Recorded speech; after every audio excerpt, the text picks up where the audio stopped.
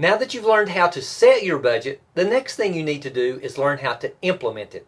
That's what we're going to talk about today in the Managing Your Money series.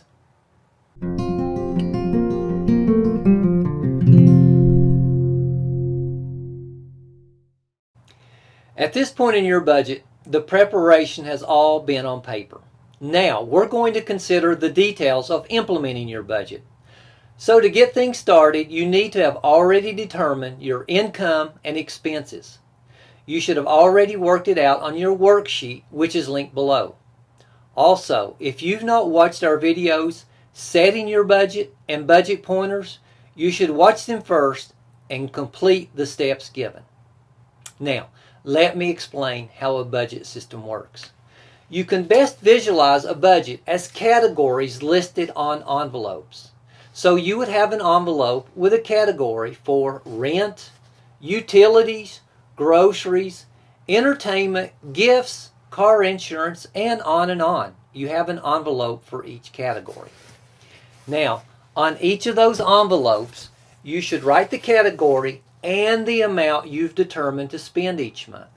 You might have rent $750, utilities $400, groceries $450, entertainment $50, gifts $25, car insurance $200. That's something that you must determine based upon your income and your expenses. What you're going to do at that point is to put the amount of cash in the envelope that you've designated. For instance, this is gifts, $25. I'm going to actually put the cash in that envelope. And when I go out to spend, I'm going to spend money out of this envelope and this envelope only.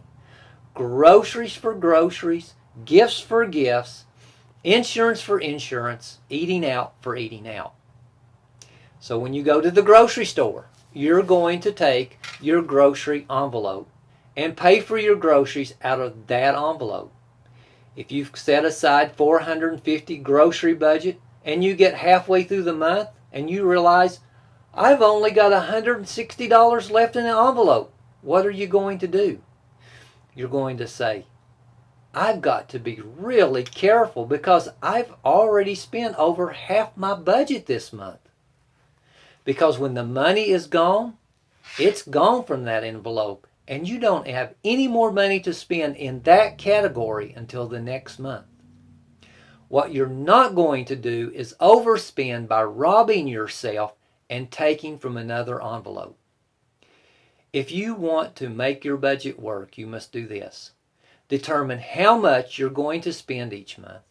Set aside money into each category and stay within your limits. Making it work is going to require effort, discipline, and commitment. It's hard work to keep up with the details and to be disciplined to not overspend. And sometimes you have to say, no, I can't buy that this month. Here are some further pointers to keep in mind as you implement your budget. If you're coming up short every month in a category, you need to adjust it to reflect what you're actually spending. In other words, if you're short $25 each month in your groceries, you need to add $25. At the same time, you've got to subtract that $25 from another category. Maybe you will spend $10 less on clothing or $15 less on entertainment so that you have the $25 for groceries. Now, if you're using checks or a debit card to make your purchases, you have got to keep your receipts so that you can have a record of what you've spent. You can keep a record in a notebook or on a budget app on your phone. You've got to decide how you're going to keep up with every single purchase so that it can be subtracted from the correct category. There are links to free budget apps below.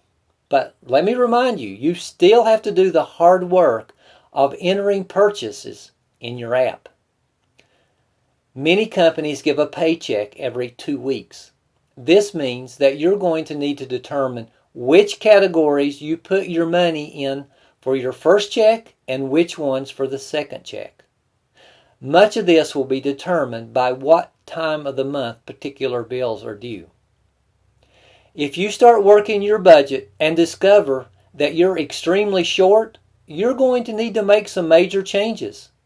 It might mean working a second job, getting a less expensive car, changing housing locations to something less expensive, or tightening your belt in big ways by canceling streaming services, cable TV, getting a cheaper cell phone plan, or stop going out to eat.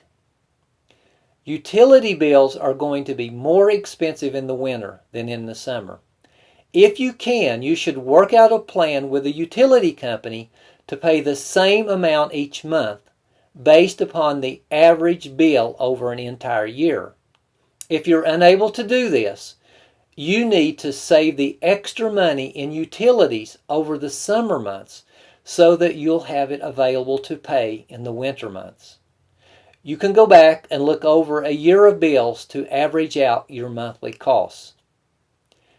If you have inconsistent income, then base your budget off your lowest month, which will give you more flexibility and make sure you're not overspending.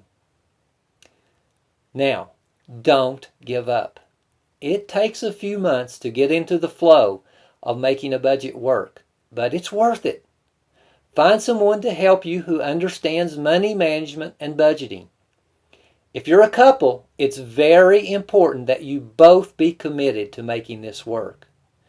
When you implement these suggestions for setting and working your budget, you will begin to see a big difference in your ability to manage your finances and move forward in a positive way.